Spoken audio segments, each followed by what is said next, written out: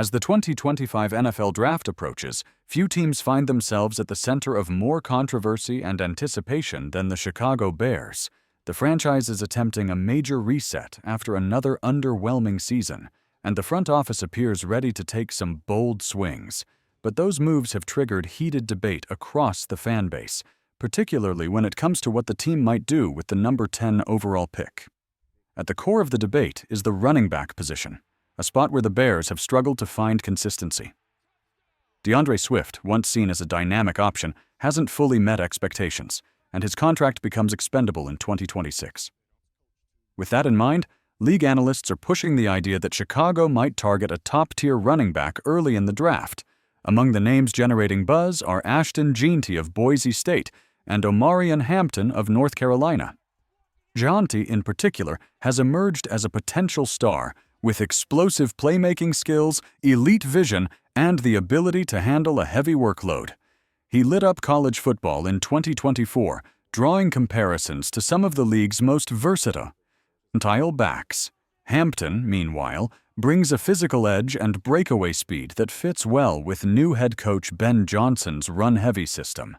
Johnson's background as offensive coordinator in Detroit, where he helped Jahmyr Gibbs thrive as a first-round selection, signals that he may be open to investing premium draft capital in a backfield centerpiece.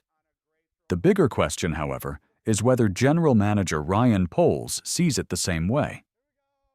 Poles has historically leaned toward drafting positions with higher long-term value, such as offensive linemen and edge rushers. Taking a running back in the top 10 would represent a significant philosophical shift. The fan reaction has been predictably polarized. Supporters of the move argue that adding an elite back could open up the offense for rookie quarterback Caleb Williams. A powerful run game would take pressure off the passing attack and make play action more effective. The idea of pairing Jeanty or Hampton with Swift, or even replacing Swift outright, is an intriguing prospect under Johnson's watch. Critics, however, are urging caution. With glaring needs along the offensive line and in the secondary, many believe the pick would be better used on a tackle or a defensive playmaker. Trading down and targeting a back like Hampton later in the draft could preserve flexibility while still addressing the need. Other fans point to the depth of the running back class, with names like Tre'Veyon Henderson and Caleb Johnson likely to be available in the second or third rounds. This decision represents more than just one pick. It's about the direction of the franchise. If Jeanty or Hampton becomes a game changer, the Bears could have a foundation to build around for years. But if the pick flops or the team neglects critical areas elsewhere, it could set the rebuild back even further. As Chicago prepares for a pivotal draft weekend, the stakes could not be higher. The team must decide whether to embrace offensive explosiveness at the risk of ignoring long-term structural needs, or take a more conservative path that may not deliver immediate results. While the debate over a first-round running back dominates headlines, another potential draft decision is quietly gaining momentum and could be just as impactful. The Bears are reportedly eyeing wide receiver Emeka Egbuka of Ohio State with their first-round pick, a move that has caught many observers off guard.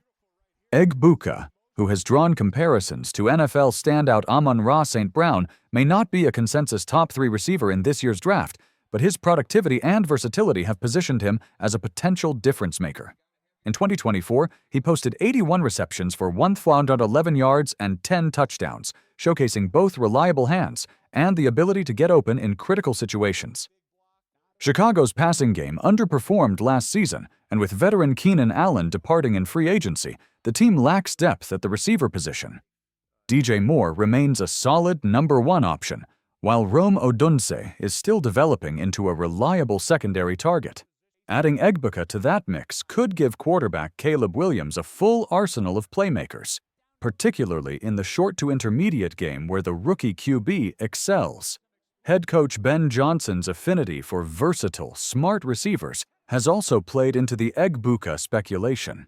Johnson saw firsthand how St. Brown elevated the Lions' offense in Detroit, and may view Egbuka as the kind of player who could deliver similar results in Chicago. Egbuka is also known for his blocking ability, which would add value in Johnson's run-focused system. But the potential selection has not come without pushback. For one, Egbuka is generally ranked behind prospects like Tetairoa McMillan, Matthew Golden, and Jaden Higgins. Drafting him at number 10 could be perceived as a reach, especially if those other receivers are still on the board.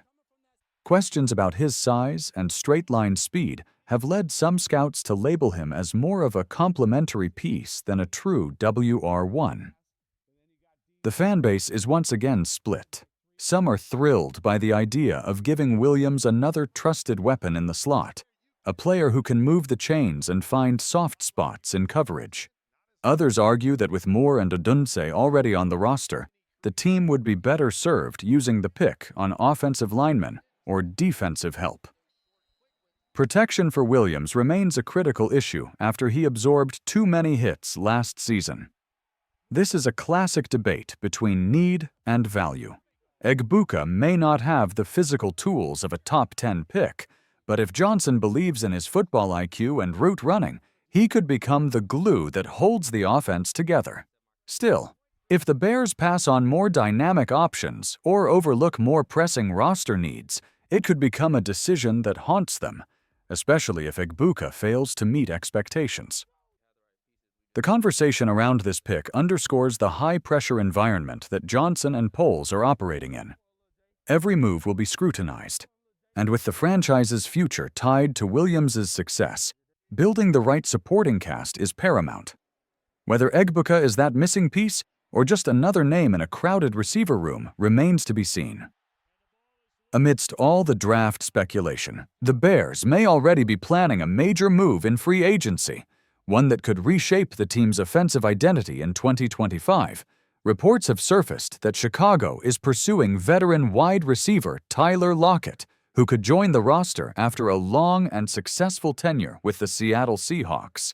At 32, Lockett is no longer in his prime, but he remains one of the most reliable and productive receivers in the league. Known for his sharp route running, deep threat ability, and leadership, Lockett would provide an immediate boost to Chicago's receiving core. Last season, he averaged over 20 yards per reception on deep passes, continuing his trend as a dangerous downfield weapon. The appeal is clear. Pairing Lockett with DJ Moore and Rome Odunze could create a balanced trio of targets for Caleb Williams. Moore stretches the field, Odunze offers size and upside, and Lockett brings polish and experience. For a young quarterback still adjusting to the NFL, that kind of support could be game-changing. Ben Johnson, who has made it clear that he wants an explosive and versatile offense, would likely relish the opportunity to incorporate Lockett into his scheme. Lockett can play both inside and outside, allowing for more creative formations and matchups.